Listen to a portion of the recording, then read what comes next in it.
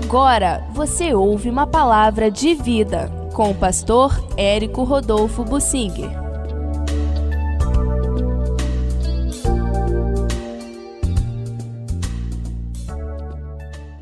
Eu quero falar da promessa de Deus específica para o seu servo Jeremias, porém extensiva a outros que são povos de Deus em todas as eras. Jeremias 33, versículo 3. Invoca-me e te responderei.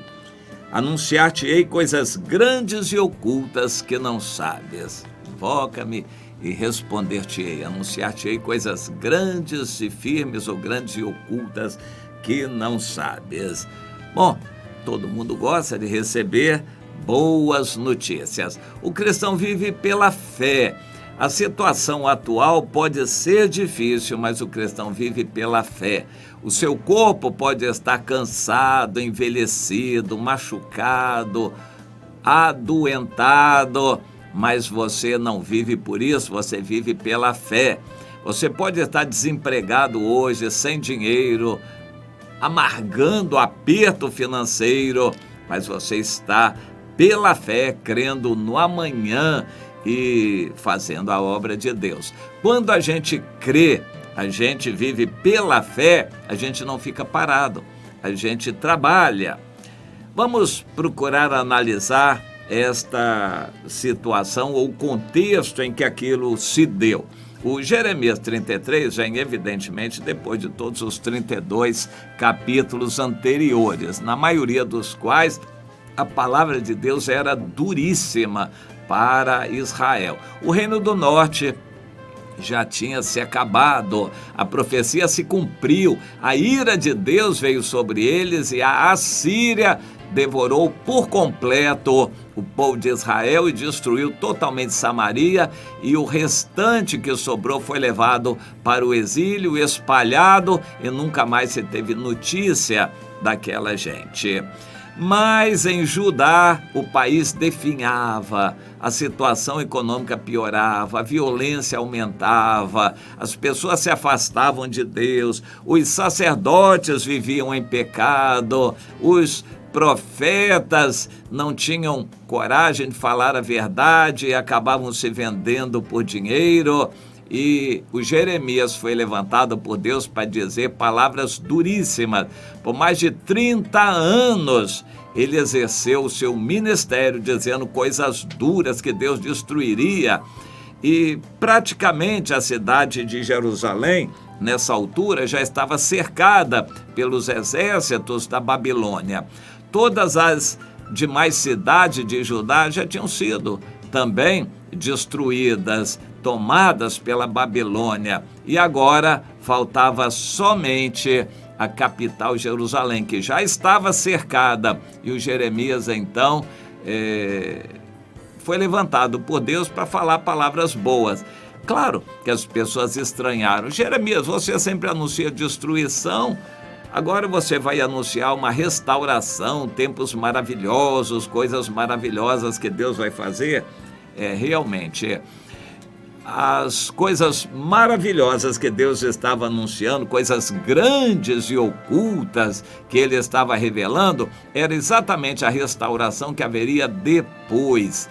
Depois, aquela cidade que já estava entregue, arrasada, prestes a cair nas mãos do inimigo, prestes a ser destruída, Deus está agora dizendo que ela seria restaurada, que teria tempos de paz, de fartura, de prosperidade, a justiça imperaria, que haveria fartura, que seria glória para o mundo, que o mundo todo admiraria aquele povo, que ofertas seriam trazidas do mundo inteiro para Deus naquela cidade de Jerusalém. Ali haveria paz, fartura de animais e rebanhos, tranquilidade, pessoas com muita comida, fartura e paz. Aquilo era terrível, ninguém podia imaginar uma coisa daquelas, uma promessa gloriosa. Pois é o que Deus estava anunciando, só que Ele não anunciou quando mais 2.500 anos se passaram e aquilo ainda não se cumpriu, mas vai se cumprir. Uma parte muito pequena poderia ter sido cumprida quando eles voltaram do cativeiro 70 anos depois, mas não foi o cumprimento. A bênção é tão grande, as maravilhas que Deus anunciou eram tantas que não se cumpriram no decorrer da história, nem agora.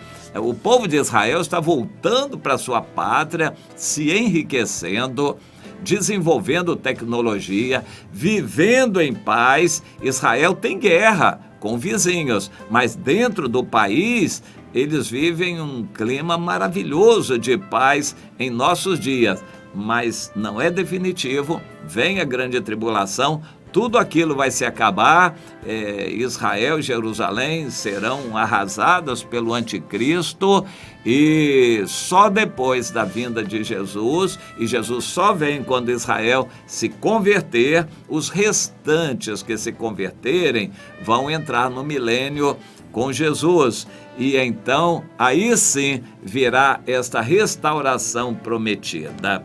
Essa restauração prometida já está prestes a se cumprir com a volta de Jesus. Não vai ser ainda agora. Há uma restauração também prometida por Deus agora, como um teste para Israel. É bom você entender isso. Deus trabalha assim. Antes de destruir Samaria e o reino do norte, Deus deu uma época boa de prosperidade com Jeroboão II. Mas não adiantou nada, porque o povo não se voltou para Deus. O Senhor provou e disciplinou o povo com castigos, mas Deus também provou com a bênção, como quem diz: olhem, vocês estão muito mal, mas prestem atenção, eu vou dar um tempo de melhora para vocês, para ver se vocês se firmam. Não adiantou nada e Deus teve que destruir por completo aquele povo do norte, Israel, reino do norte. Deus costuma trabalhar assim. Diz o ditado que todo doente antes de morrer tem uma melhora. E a pessoa que é curada por Deus, normalmente antes da cura ela tem uma grande piora. Ela tem uma grande piora para ela exercitar a fé. Apesar de piorar biologicamente, fisicamente, Deus a cura. Ela tem uma piora e então Deus a cura. E o contrário também acontece. Antes de morrer, Deus dá uma melhora para a pessoa se acertar com o Senhor, acertar as coisas, mas logo a seguir ela morre. Deus trabalha assim. Ele nos testa com situações diferentes. O país está mal, então Deus dá um tempo bom para a oportunidade. Aquele tempo bom é oportunidade que Deus está dando ao país. Mas depois, se o país não se acertar, vem a mão pesada e o castigo de Deus. E neste caso, lá em Jerusalém, cerca de 500 anos antes de Cristo, a destruição já estava se cumprindo, toda a palavra de Deus estava se cumprindo e Deus já tinha dado a espada na mão do inimigo, que tinha destruído a maior parte do país, faltava só a capital e já estava prestes a cair também. O clima era de pessimismo completo, faltando comida, faltando água, as pessoas morrendo de peste, de enfermidade, já matando umas às outras, comendo carne humana. Já o clima era de desespero. Aí vem o profeta Jeremias trazendo a palavra de Deus. Eu estou anunciando para vocês tempos maravilhosos de restauração. Mas nessa miséria que estamos vivendo agora, nessa situação horrível, mas o justo vive pela fé. É para vocês crerem. Deus continua sendo Deus. Ele que mandou essa calamidade de agora está dando uma palavra de restauração posterior, futura. Deus vai restaurar tudo de uma maneira tal que essa cidade de Jerusalém vai ser glória para o mundo todo. Procure entender isso, meu irmão, minha irmã. O justo vive pela fé. Ainda que você hoje possa estar na pior, desempregado, sem dinheiro, com dores, enfermidades, você não pare de trabalhar para Deus, porque Deus pode mudar tudo na sua vida. Viva pela fé.